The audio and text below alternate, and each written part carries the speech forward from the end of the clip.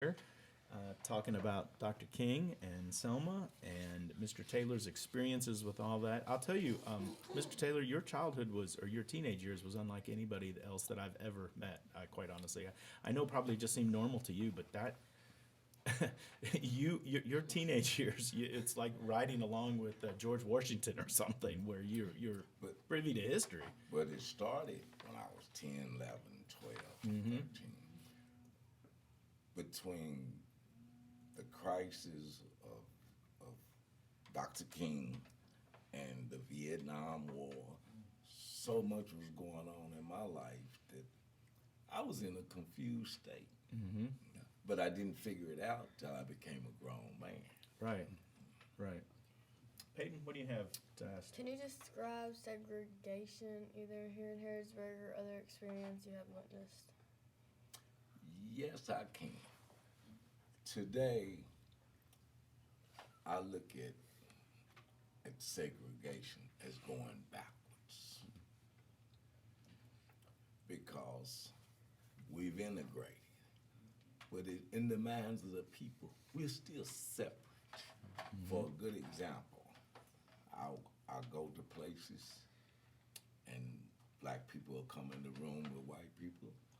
Instead of us malingering together, all of them will go sit over amongst themselves and they separate themselves because in their minds, right, we're still not together in America.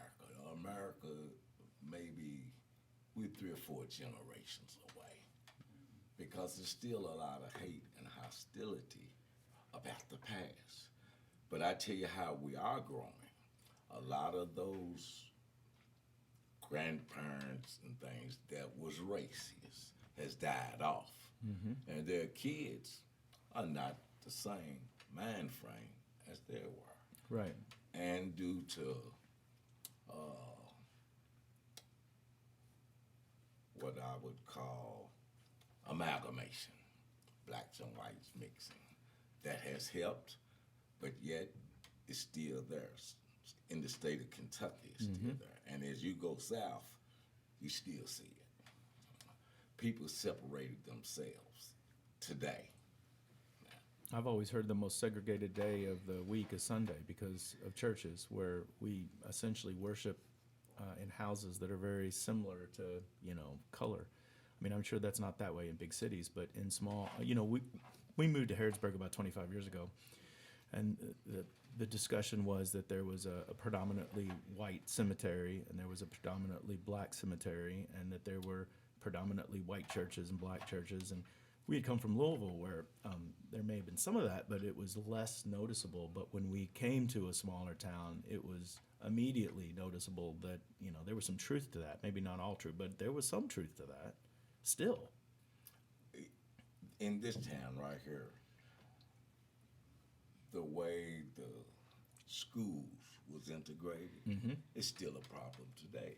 I talked to one person, I'm a pioneer. My wife's one, I'm a pioneer. I went to Harrisburg. Well, what about Mercer County? No, I got no parts. And even today, I see it in America. For a good example, you have Masons, black Masons, white Masons. They can't go in each other's lodges. Really? So it's still that. That's segregation between the two. Well, let me ask you, this is going to come to some recent stuff, Mr. Taylor, but I'm really interested to get your take on this. So in the era of President Trump, you've got Charlottesville that happened. You have synagogues and churches being burned, and African Americans being shot in churches in Charleston, and Jewish worshipers being shot in Pittsburgh. How optimistic are you right now about the plight of civil rights, and where do you see the nation now? I mean, you've got a unique perspective on this, and where do you see us going? Where are we right now in your mind? Basically, in my mind, Yes, sir. we regressing instead of progressing. because the White House is separate. So therefore, if the head is not right, the behind is not right. And we as American people, only way we're gonna be able to get this right is right here in this room. See, it's not about how I think. It's about how these young people, because our future depends on these people here in this room. These young people are the key. Now we call it, what is it? Y'all the millennium generation. Generation X. Yeah. I don't know what these are. Now I'm afraid of the millennium generation. Yeah. I'm very afraid of it. Because in our generation, drugs were there, but not as plentiful. When I was coming up, it's just like some of my elders, aunties and things. Oh, it wasn't like that. Oh, yes, it was. Drugs has always been here on the earth, but it wasn't plentiful like that. For a good example, when I was growing up, to get cocaine, it would cost you $100. And what you pay for $100 when I was growing up, you can get for $10. Yeah. It's so plentiful. Right. Now, my problem with that, by me traveling over the globe around the world and things, poppy does not grow in America, and the cocaine leaf does not grow in America. So how does it get here? And how does it get in the black people's neighborhood? Because we poor. I don't know. There's supposedly a wall, right? It's supposed to keep all that out. Now, if you look at the big picture, we only have the Lord. That's the only thing we got is the Lord. Now, some people I don't like to get in religious controversies and things, but this is the only way is spiritually. Now, I look at young people. Majority of the young people don't go to church. Right? Why should I go to church? I can worship the Lord at home. But that's not what the Bible says. So we're supposed to come together. Now we can come together at football games and dances and stuff. Right. But we can't come together in the Lord's house. Right. And we, as adults, we don't listen to our youth because we don't understand them. No. It's hard to understand some of them. But Ms. Taylor, I get another question that comes back to your life.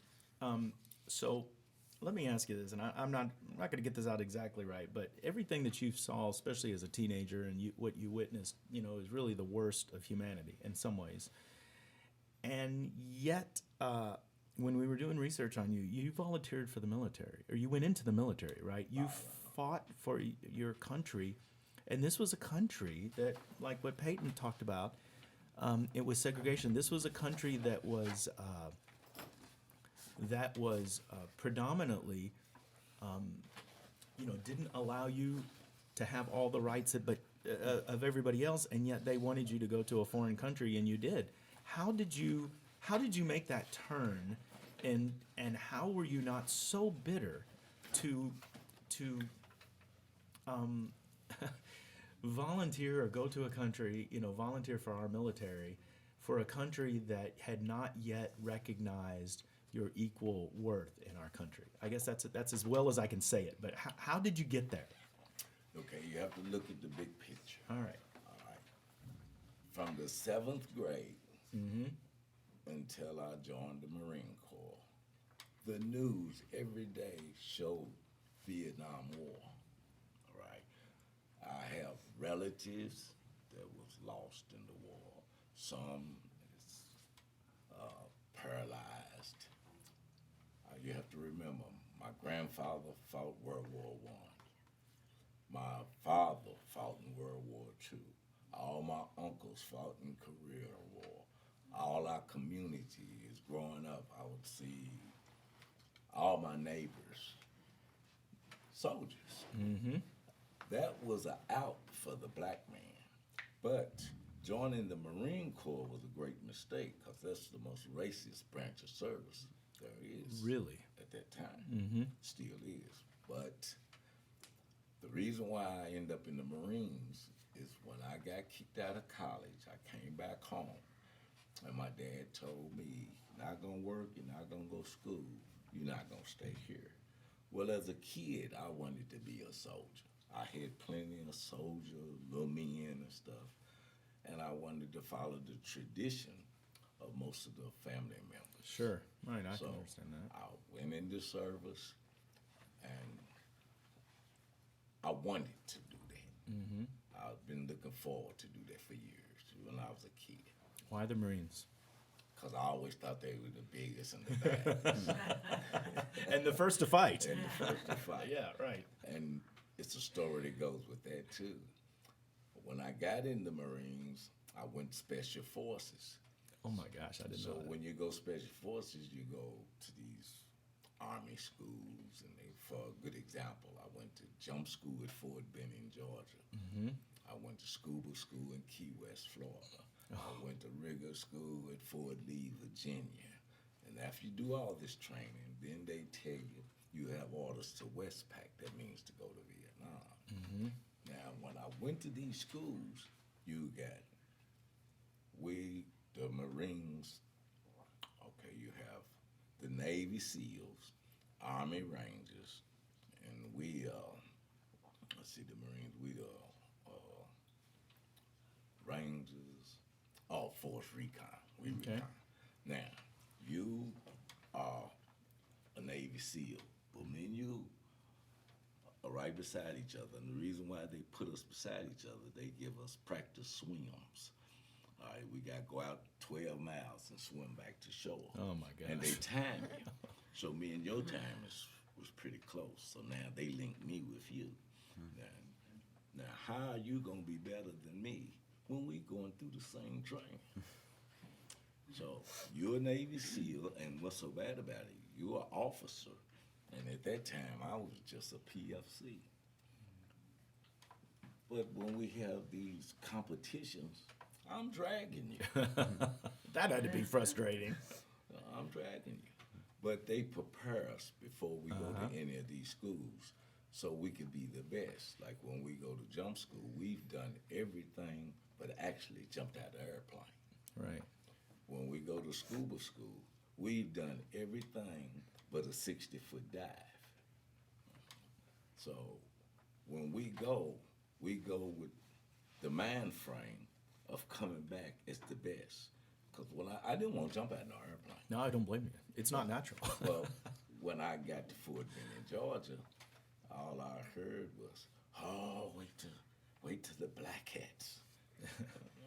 Who are the black cats? You'll see Monday morning. And every time they drop us down, like for a good example, we walked around in a clique. It was 7 of us went, so officer walked by us and we didn't salute.